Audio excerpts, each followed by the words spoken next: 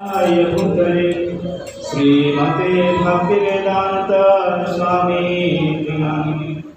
नमस्ते सरस्वती देवे गौरवाणी प्रचारिणे निर्विशेष शून्यवादी पाश्चात्य देशतारिणे जय श्री कृष्ण चैतन्य प्रभु नित्यानंद श्री अद्वैत गदाधर श्रीवासादि गौर भक्तवृंद हरे कृष्ण कृष्ण कृष्ण हरे हरे हरे राम राम राम हरे हरे।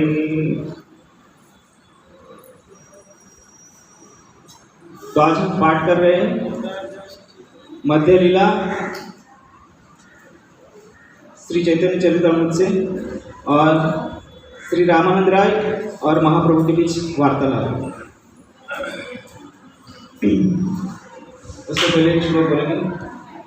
जय जय श्री चैतन्य जय नित्यानंद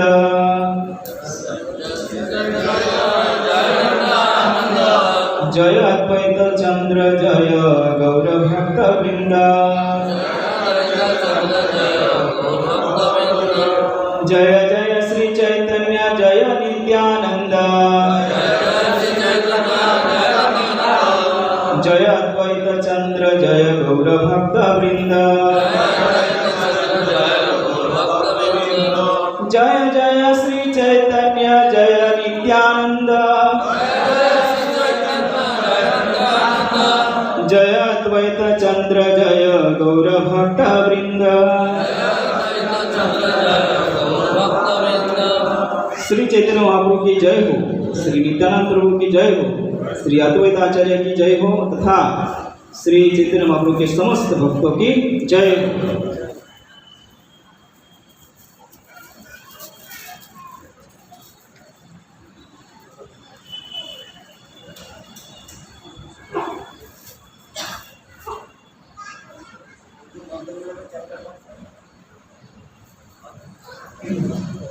थोड़ा ये भक्तिविनोद ठाकुर ने कुछ लिखा है तो उसके बारे में थोड़ा चर्चा कर लेते हैं के बाद में। 18वें अध्याय का सारा श्रील भक्तिविनोद ठाकुर ने अपने अमृत प्रवाह भाष्य में दिया है। जिडे नरसिंह मंदिर में दर्शन के बाद श्री चैतन्य महाप्रभु गोदावरी नदी के तट पर स्थित विद्यानगर नामक स्थान पर गए। जब श्री रामानंद राय नदी में स्नान करने वहां गए तभी दोनों की भेंट हुई। अपना परिचय देने के बाद श्री रामानंद राय ने श्री चैतन्य महाप्रभु के प्रार्थना की। वे कुछ दिनों तक गांव में रहे। उनकी प्रार्थना मानकर चैतन्य महाप्रभु वहां कुछ वैदिक ब्राह्मणों के घर में रहे। श्री रामानंद राय हर रोज संध्या समय श्री चैतन्य महाप्रभु से भेंट करने आते थे। सामान्य वस्त्र धारण किए रामानंद राय ने महाप्रभु को सादर नमस्कार किया। श्री चैतन्य महाप्रभु ने उनसे पूजा के उद्देश्य और उसकी विधि के विषय में प्रश्न पूछे और उन्हें वैदिक साहित्य से कुछ श्लोक सुनाने को भी कहा। सर्वप्रथम श्री रामानंद राय ने वर्णाश्रम पद्धति का व्याख्यान किया। उन्होंने कर्मापण के विषय में उनके अनेक श्लोकों सुनाए जिनमें वहाँ कहा गया था कि हर वस्तु भगवान को समर्पित की जानी चाहिए। फिर उन्होंने अनासक्त कर्म भक्ति निश्चित ज्ञान तथा अंत में भगवान की रागानुराग भक्ति के विषय में बतलाया। श्री रामानंद राय द्वारा सुनाए गए श्लोकों को सुन लेने के बाद श्री चैतन्य महाप्रभु ने समस्त प्रकार की मानसिक कल्पना से रहित शुद्ध भक्ति को स्वीकार किया। इसके बाद श्री चैतन्य महाप्रभु ने रामानंद राय से कहा कि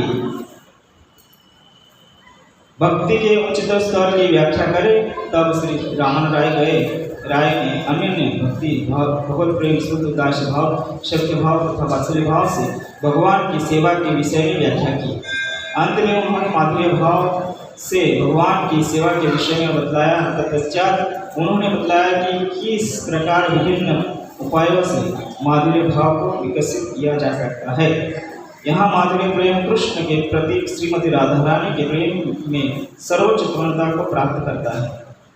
इसके बाद उन्होंने श्रीमती राधा रानी की स्थिति तथा भगवत प्रेम के रसों का वर्णन किया। तब श्री रामानंद राय ने अपना एक श्लोक सुनाया जो प्रेम विलास विवर्त में संबंधित था। उन्होंने यह भी बतलाया कि माधुर्य प्रेम की सारी अवस्थाएं वृंदावनवासियों विशेषतया गोपियों की कृपा के माध्यम से प्राप्त की जा सकती हैं। इसी तरह उन्होंने इस सारे विषयों का स्पष्टता से वर्णन किया। श्री रामानंद राय ने धीरे धीरे महाप्रभु की स्थिति समझ ली और जय श्री चैतन्य महाप्रभु ने अपना वास्तविक रूप प्रदर्शित किया तो रामानंद राय बेहोश हो गए। कुछ दिनों बाद श्री चैतन्य महाप्रभु ने रामानंद राय से कहा कि वे सरकारी नौकरी से अवकाश लेकर जगन्नाथपुरी चले आए। रामानंद राय तथा श्री चैतन्य महाप्रभु के मिलन का यहाँ विवरण स्वरूप दामोदर गोस्वामी की कड़चा स्मृति स्फुटिका से लिया गया है।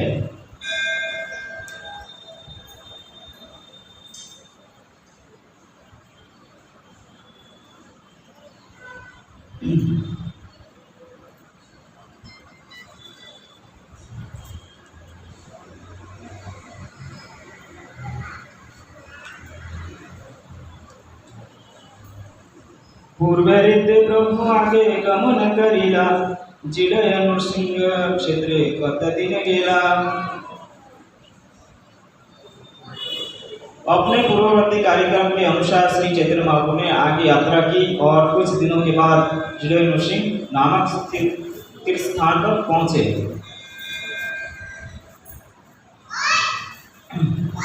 जिलय नृसिंह मंदिर विशाखापत्तनम से लगभग 5 मील की दूरी पर एक पहाड़ी की चोटी पर स्थित है। वहां पर दक्षिण भारतीय रेलवे पर सिंहाचल नामक एक रेलवे स्टेशन है।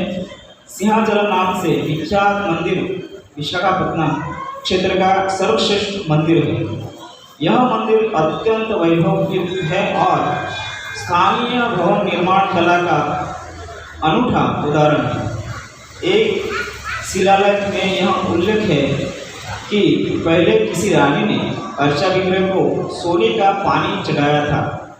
विशाखापत्तनम गजेटियर में इसका वर्णन मिलता है। मंदिर के चारों ओर पुजारियों तथा भक्तों के रहने के लिए मकान बने हैं। इसी समय दर्शनार्थी भक्तों के लिए अनेक आवश्यक मकान बन गए हैं।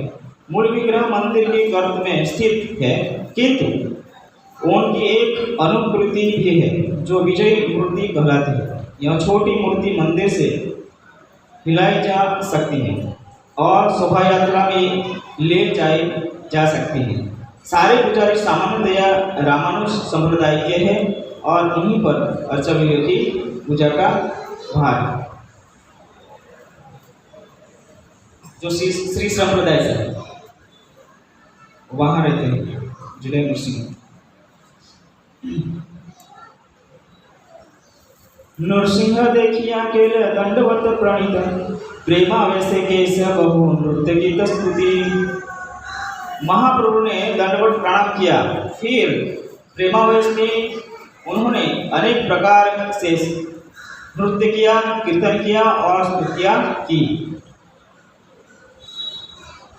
श्री नृसिंह जय जय नृसिंह प्रहलादेश जय प्रथमा मुख पद्म भुंग। नृसिंह देव की जय हो, नृसिंह देव की जय हो। महाप्रहलाद राज के प्रभु नृसिंह देव की जय हो, जो भारे के समान की लक्ष्मी जी के कमल सदस्य मुख को देखने में सदैव लगे रहते हैं। ये कौन कह रहे हैं? महाप्रभु कह रहे हैं। तात्पर्य, लक्ष्मी जी सदैव भगवान नृसिंह देव द्वारा आलिंगित होती है। महान भाष्यकार श्रीधर स्वामी ने श्रीमद् भागवतम पर अपने भाष्य में इसका उल्लेख किया है। श्रीमद् भागवत के 10वें स्कंद की टीका करते हुए श्रीधर स्वामी ने निम्नलिखित श्लोक की रचना की है।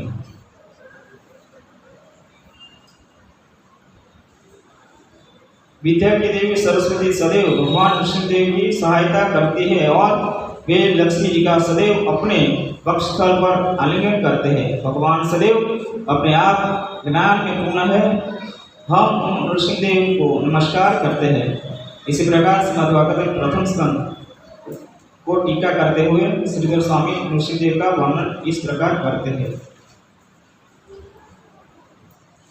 मैं उन भगवान नृसिंहदेव को नमस्कार करता हूँ जो प्रहलाद महाराज को उनके हृदय के भीतर से सदैव प्रकाश प्रदान करते हैं और जो भक्तों पर आक्रमण करने वाली अविद्या का सदैव विनाश करते हैं। उनकी कृपा चांदनी की तरह फैल हुई है और उनका मुख सिंह के समान है। मैं उन्हें बारंबार नमस्कार करता हूँ।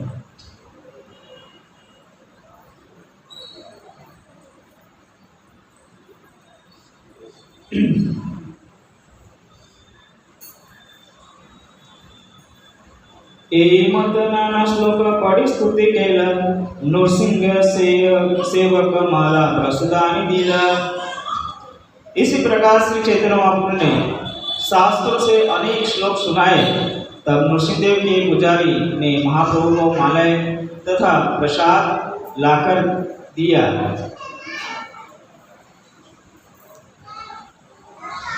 पूर्वव्रत कोन विप्र केल निमंत्रण से रात्रि ताहा रही करिला गमन। पहले की ही तरह एक ब्राह्मण ने श्री चैतन्य को अपने वहां आमंत्रित किया। महाप्रभु ने वह रात्रि मंदिर में ही बिताई और पुनः अपनी यात्रा शुरू कर दी।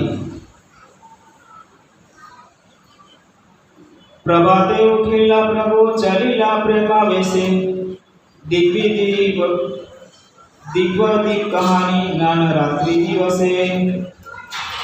अगली सुबह श्री चैतन्य महाप्रभु अत्यंत प्रेमावेश में अपनी यात्रा पर बिना किसी दिशा ज्ञान के ही चल पड़े और दिन रात चलते गए।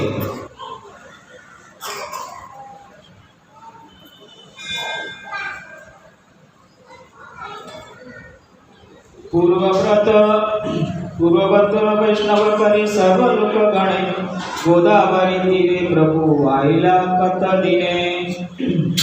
श्री चैतन्य महाप्रभु ने पहले की ही तरह मार्ग में मिलने वाले अनेक लोगों को वैष्णव बनाया।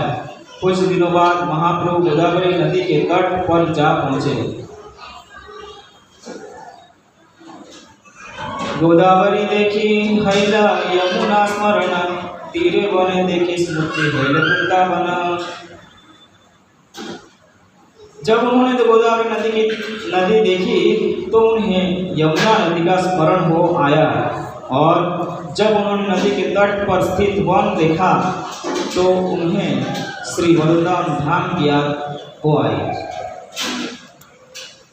सेवन का तक्षण करी नृत्य गान गोदावरी पार हैया ताह गेल स्नान।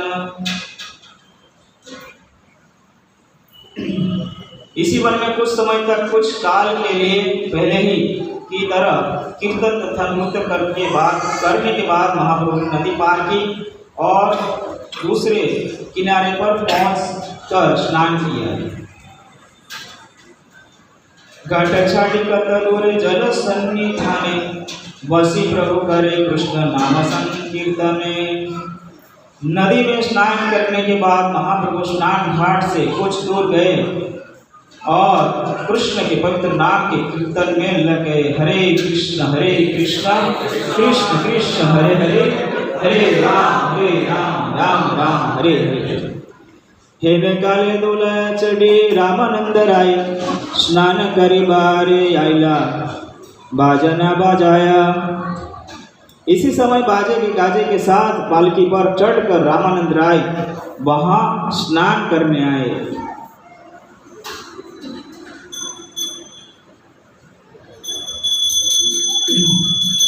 तारे संगे बहु आइला वैदिक ब्राह्मण विधि मत केलते स्नानादि तर्पण। रामानंद राय के साथ साथ वैदिक सिद्धांतों का पालन करने वाले अनेक ब्राह्मण थे। रामानंद राय के वैदिक रीति से स्नान किया और अपने पितरों को तर्पण किया। प्रभु तारे देखी जानिल यही राम राय, ताहरे मिलित प्रभु मन उठी खाय। जब महाप्रभु ने देखा कि रामानंद राय आ रहे हैं, तो उनको मन में हुआ कि यही लगता है कि रामानंद राय ही हो सकते हैं। तो ऐसे मन में हुआ तो दौड़ने लगे मन की गति से।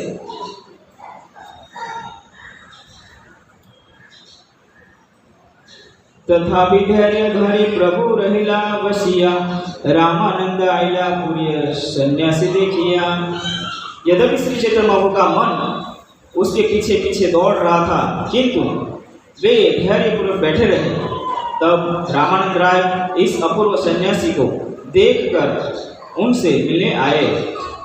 सूर्य सत्य समकांति अरुण धवसन, सुबलित प्रकांड देह कमल लोचन। श्री रामानंद राय ने देखा कि श्री चैतन्य महाप्रभु 100 सूर्य के समान कांतिवान है।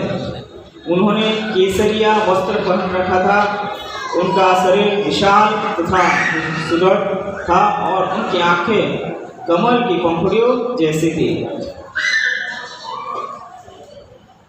देखिया ताहर मन हेल चमत्कार, आसिया करिल दंडवत नमस्कार। जब रामानंद राय ने इस अद्भुत सन्यासी को देखा तो वे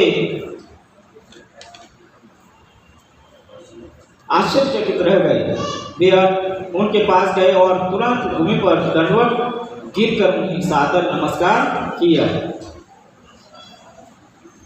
उठी प्रभु कहे उठ कह कृष्ण कृष्ण, तारे आलिंगित प्रभुर हृदय संतुष्ट।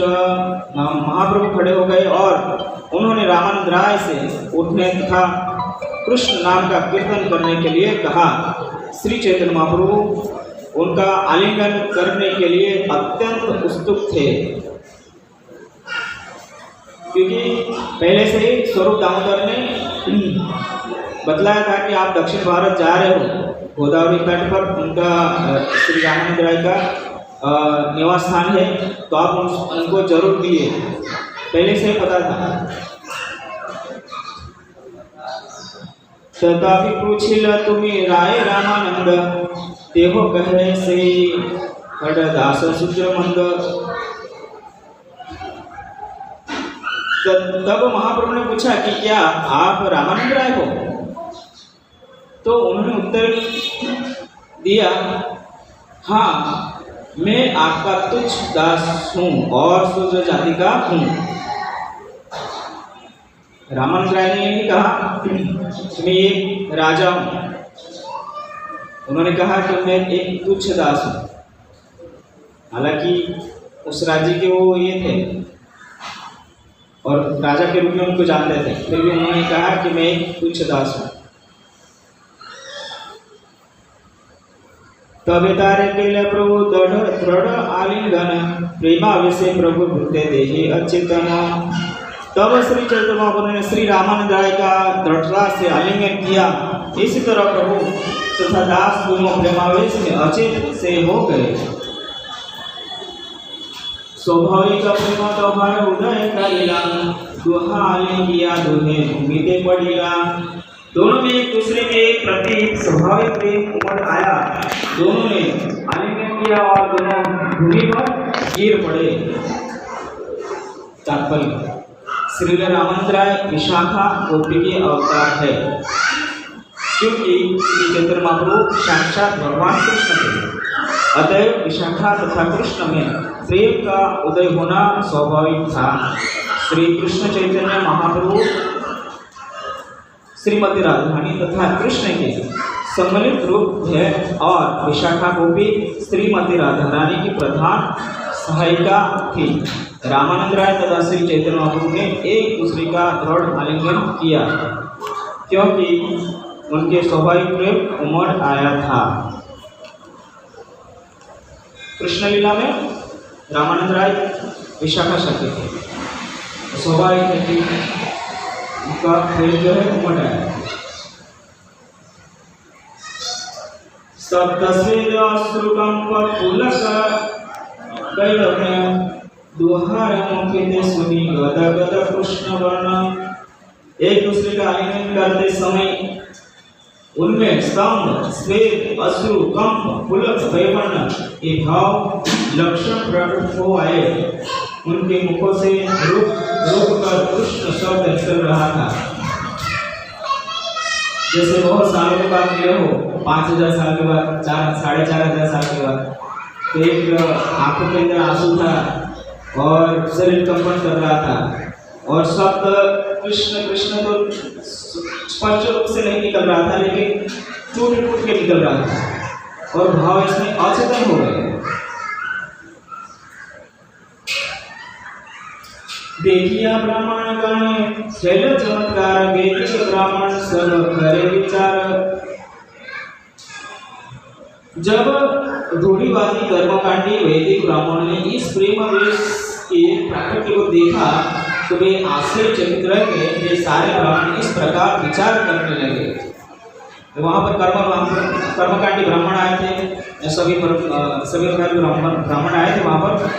तो वो भाव में स्त्री को अश्रु कंपन, मतलब जो प्रेम उनके अंदर जो उमड़ आया था, तो जो ब्राह्मण थे वो देख रहे थे, विचार करने लगे ऐसा कैसा प्रेम। एक सन्यासी तेज देखी ब्रह्म सम, शूद्र अलिंगिया के करे चंदन क्रंदन। ब्राह्मण क्या सोच रहे? ब्राह्मण सोचा हम देख रहे हैं कि इस सन्यासी में ब्रह्म जैसा तेज है, किंतु यह समाज के चौथे वर्ण के एक सूत्र का आलिंगन कर रहे हैं, करके रोक क्यों रहे हैं? महाप्रभु के अंदर एक तेज देखा, किसने देखा? ब्राह्मण ने देखा, लेकिन एक सूत्र वर्ण का जो है उनको आलिंगन कर रहे हैं और रो रहे हैं। ए महाराज महापंडित गंभीर, सन्यासी स्पर्शे मत हरिला स्थिर। उन्होंने सोचा यह रामानंद राय तो मद्रास का गवर्नर है, प्रकांड पंडित और गंभीर व्यक्ति है, किंतु एक सन्यासी का स्पर्श करके यह पागल व्यक्ति की तरह व्याकुल हो गया है। इसे ब्राह्मण ऐसा एक दूसरे से बात कर रहे थे। ए मत विप्रगण भावे मन मन, विजातीय लोग देखी प्रभु के संभवरण। जब सारे ब्राह्मण श्री चैतन्य महाप्रभु एवं रामानंद राय के कार्यों के विषय में इस प्रकार सोच रहे थे, तो श्री चैतन्य महाप्रभु ने इन बाहरी ब्राह्मण को देख लिया। अतएव उन्होंने अपने दिव्य भावों को रोका। इस तरह वो चर्चा कर रहे थे ब्राह्मण लोग। तो महाप्रभु ने देख लिया कि हम एक अलग प्रकार का रस है, उसमें हम भाव विभोर हो गए हैं और अचेतन हो गए। लेकिन फिर बाद में देखा कि यार ब्राह्मण लोग देख रहे हैं, फिर बाद में उन्होंने अपना जो ये था तेज था वो रोक दिया। तात्पर्य रामानंद राय का श्री चैतन्य महाप्रभु से घनिष्ठ संबंध था, अतएव उन्हें सुजातीय अर्थात भगवान के अंतरंग समुदाय के व्यक्ति माने जा सकते हैं, किंतु सारे ब्राह्मण वैदिक अनुष्ठानों को मानने वाले थे। अतएव वे श्री चैतन्य महाप्रभु के साथ किसी प्रकार की निष्ठा नहीं बना पा रहे थे, इसलिए उन्हें विजातीय लोग कहा गया है। दूसरे शब्दों में ये शुद्ध भक्त नहीं थे। कोई कितना ही विद्वान ब्राह्मण क्यों न हो, किंतु यदि वह शुद्ध भक्त नहीं है तो वह विजातीय है, जाति निकाला है या जो कहे कि वे अभक्त हैं। यद्यपि श्री चैतन्य महाप्रभु तथा रामानंद राय भाव विभोर होकर आलिंगन कर रहे थे, किंतु महाप्रभु ने बाहरी ब्राह्मणों को देखकर अपने भाव को रोक लिया। और एक 5 मिनट करें। सुसहय से स्थाने देवशीला, तबे हासे महाप्रभु कहते लीला। जब दोनों के मन स्थिर हो गए तो दोनों बैठ गए और श्री चैतन्य महाप्रभु ने हंसकर इस प्रकार कहना शुरू किया। सार्वभौम भट्टाचार्य कहिले तुम्हारे मिलते मोरे करिले यतने। सार्वभौम भट्टाचार्य ने आपके सारे अच्छे गुण मुझसे बतलाए हैं और उन्हें मुझे प्रभावित करने का भरसक प्रयास किया कि मैं आपसे मिलूं। तोमागी बारे मोरे था गमन भाल हेला अनायासे पाइलो दर्शन। ये महाप्रभु के शब्द है। क्या कहते हैं? निसंदेह मैं यहाँ आपसे मिलने आया हूँ। अच्छा हुआ कि बिना प्रयास के आपसे यहाँ भेंट हो गई। राय कहे सार्वभौम करे प्रत्येक ज्ञान परोक्ष है मोर हृदय भई सावधान। रामानंद राय ने उत्तर दिया, सार्वभौम भट्टाचार्य मुझे अपने सेवक की तरह मानते हैं। वे मेरी अनुपस्थिति में भी मेरा हित करने के लिए सोचते रहते हैं।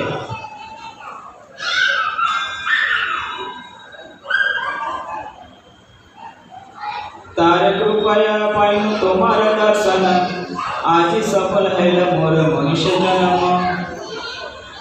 उनकी कृपा से मुझे यहाँ पर आपका दर्शन प्राप्त हुआ है। फलतः मैं मानता हूँ कि आज मेरा मनुष्य जन्म सफल हो गया। रामानंद राय कहते हैं, सार्वभौम मेरे तुम्हारे कृपा तारे चिन्ह अस्पृश्य स्पर्शिले प्रेमाधीना। मैं देख रहा हूँ कि आपने सार्वभौम भट्टाचार्य पर विशेष कृपा की है, अतः आपने मेरा स्पर्श किया है। यद्यपि मैं अस्पृश्य अछूत हूँ, यह आपके प्रति उनके प्रेम के ही कारण है। कहाँ तुम्हें साक्षात ईश्वर नारायण, कहाँ मुई राज से विषय सूत्रदम।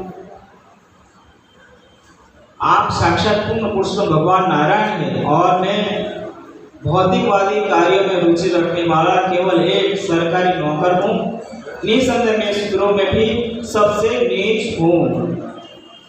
मोर स्पर्श ना करिले गुणा वेद भय, मोर दर्शन तोमाय वेदे निषेधय। आपको इस वैदिक आदेश का भी भय नहीं है कि आपको शूद्र का संग नहीं करना चाहिए। यद्यपि वेदों में शूद्रों की संगति करने का निषेध है, किंतु आपको मेरा स्पर्श करने में कोई घृणा नहीं है।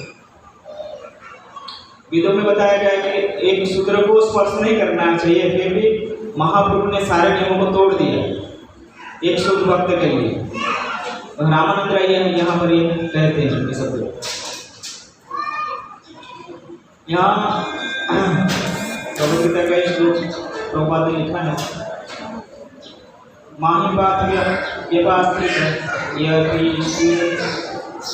पापयून स्त्रियो वैश्यस्तथा शूद्रस्त अपि यान्ति पराम गतिम। हे पार्थ, जो मेरे शरण ग्रहण करते हैं वे भले ही निम्न जन्म के स्त्रियां वैश्य तथा शूद्र क्यों न हो, परम गंतव्य को प्राप्त कर सकता है। पाप योनम का अर्थ है निम्न जाति की स्त्रियों से उत्पन्न वैश्य व्यापारी होते हैं और शूद्र कामकाज करने वाले चाकर या सेवक होते हैं। वैदिक विभाजन के अनुसार वे निम्न जाति में आते हैं। निम्न जीवन का अर्थ है कृष्ण भावना का विहीन जीवन, समाज में उच्च अथवा निम्न पद की गणना मनुष्य की कृष्ण भावना के अनुसार की जाती है।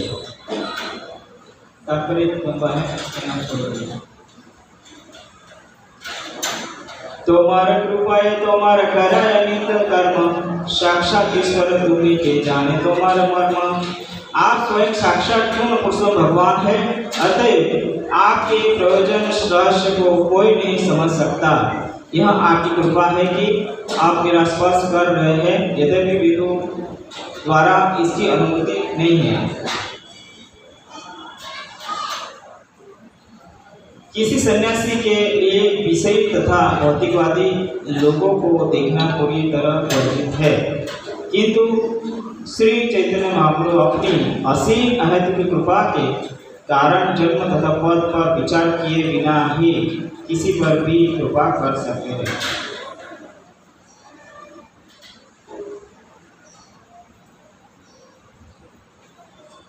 आमानिस्तारिते तोमारा इहागमन परम दयाल तुम्हें पतित पावन।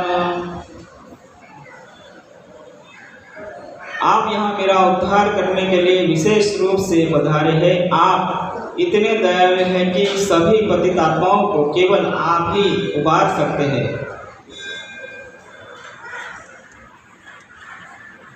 श्री कृष्ण चैतन्य प्रभु दया करो मोरे, तुम बिना के दयालु जगत संसारे, पतित पावन हेतु तव अवतार, मोसम पतिता प्रभु ना पाइबे। हे प्रभु, आप मुझ पर कृपा दो, कृपालु हो। इन तीनों लोगों में आपसे अधिक दयालु और कौन है हो सकता है। आप बद्ध पतित जीवों का उद्धार करने के लिए ही अवतरित होते हैं, किंतु मैं आपको विश्वास दिलाता हूँ कि मुझसे बड़ा पतित आपको दूसरा कोई नहीं मिलेगा। श्री चैतन्य महाप्रभु का विशिष्ट उद्देश्य पतित आत्माओं का उद्धार करना है। निसंदेह इस कलयुग में शायद ही कोई ऐसा होगा जो वैदिक दृष्टि से पतित न हो। रूप गोस्वामी को शिक्षा देते समय श्री चैतन्य महाप्रभु ने वैदिक धर्म के इन तथाकथित अनुयायियों का वर्णन इस प्रकार किया है। इसी प्रकार यहाँ पर हम विराम देते हैं। नेक्स्ट टाइम हमारे शिक्षा जो गुरु जो है वो इसके बारे में चर्चा करेंगे। वो भूल त्रुटि रह गई हो तो कृपा करके क्षमा कीजिए। हरे कृष्ण कृष्ण कृष्ण हरे हरे, हरे राम राम राम हरे हरे।